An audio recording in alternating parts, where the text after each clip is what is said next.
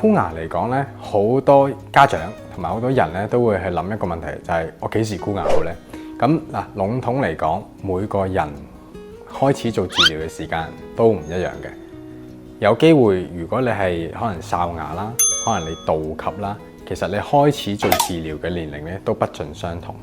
咁但係籠統地，我哋會建議咧，全部如果條件允許，7至8歲咧就開始帶佢去見牙科醫生或者矯正齒科嘅專科醫生。點解咧？因為每個人不論男女咧，大概7至8歲開始咧，佢哋顎骨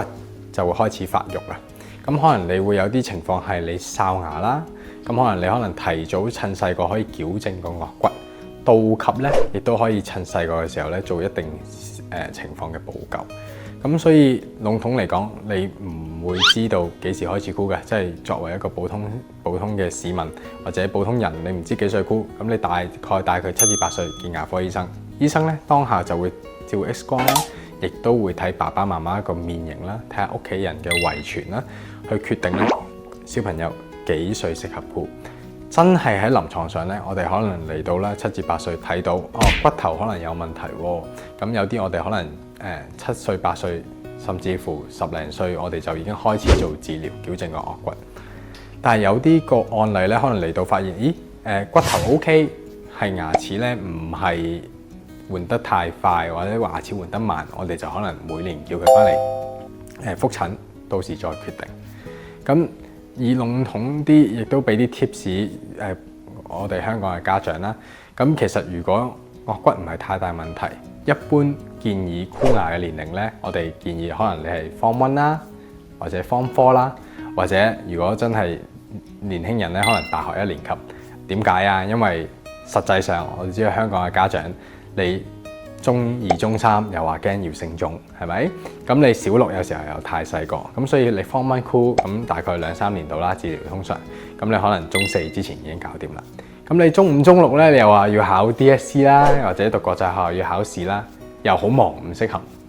咁所以升大學之前又唔想戴住個牙箍。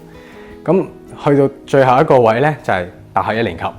你入到去啦，有4年時間。咁你呢4年咧，你就可以箍埋個牙，箍完之後就畢業啦。或者你一畢咗業之後咧，你又好忙要揾工啦，又拍拖啦、結婚啦、生仔啦，其實就好唔得閒嘅。咁所以籠統嚟講，建議7歲有機會就帶個小朋友去見牙科醫生。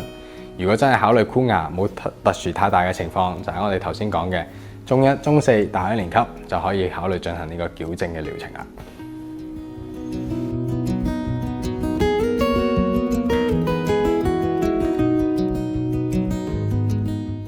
哨牙嘅小朋友咧，我哋俗稱係上顎嘅治療。我哋哨牙係因為我哋嘅上顎突出咗個下顎好多，有2種情況啦。有可能你天生個上顎骨咧飛前咗好多，亦都有種情況咧係你上顎骨正常，係你下顎骨向後縮。喺呢種情況咧，我哋會建議咧喺小朋友青春期發育之前咧，就盡早進行一個功能性矯正器。英文叫 functional appliance， 個作用咧就係我哋會有一個儀器咧，唔係淨係箍牙，而係將個下顎咧一路向前伸。OK， 我哋最建議係喺佢青春期發育之前。咁我哋點樣知咧？嚟到可能我哋睇下小朋友大概可能11、12歲到啦，男仔係換喉核之前啦，女仔咧就係嚟月事之前。喺嗰個時間咧，如果我哋可以將佢個下顎向前移動咧，其實我哋可以趁佢青春期發育嘅時候咧，我哋促進佢下顎嘅生長，同時將佢嘅上顎咧向後退，下顎咧向前伸。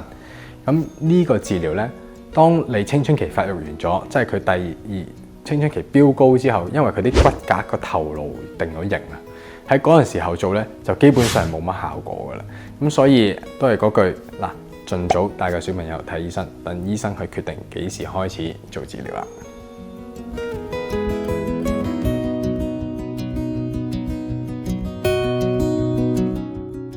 嗱，倒及牙咧，俗稱我哋譬如鞋抽面啦，或者我哋叫地包天啦，就係話我哋下顎嘅牙齒咧，其實前過上顎嘅牙齒。OK， 咁你會發現咧，呢種類型嘅小朋友咧，下巴咧比較長少少嘅。咁一般嚟講咧，要睇下佢視乎咩情況。如果佢係上顎發育不足，咁我哋咧就會建議佢7至11歲就要俾牙科醫生咧做一個